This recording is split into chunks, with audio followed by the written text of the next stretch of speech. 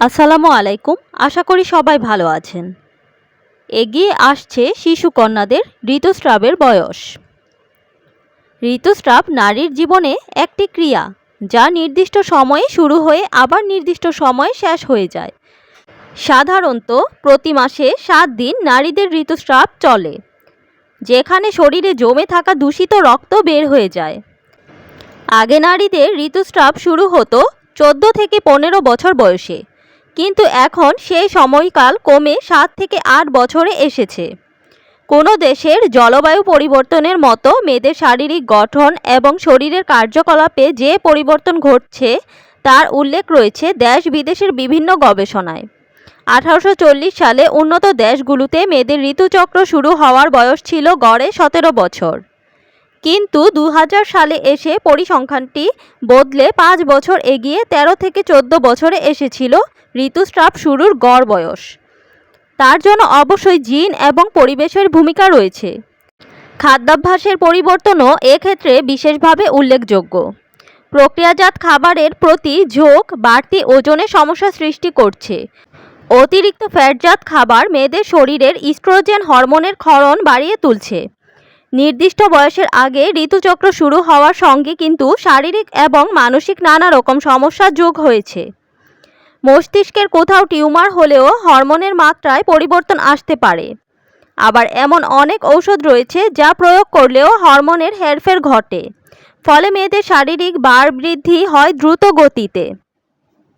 এছাড়া করোনা মহামারীর সময় বিভিন্ন পরিবর্তন শরীরের উপর প্রভাব বিস্তার করেছে। পাশাপাশি অল্প বয়সীদের মধ্যে উচ্চ রক্তচাপ, ডায়াবেটিসের মতো সমস্যা বেড়েছে। করোনা ভাইরাসে আক্রান্ত এবং রোগ মুক্তি পাওয়া নারীদের দেহে হরমোনের মাত্রায় হেরফের বিষয়ে ভারতের স্ত্রীরোগ চিকিৎসক অভিনিবেশ চট্টোপাধ্যায় বলেন, পুরো বিষয়টিই কিন্তু ঘটছে হরমোনের কারসাজিতে।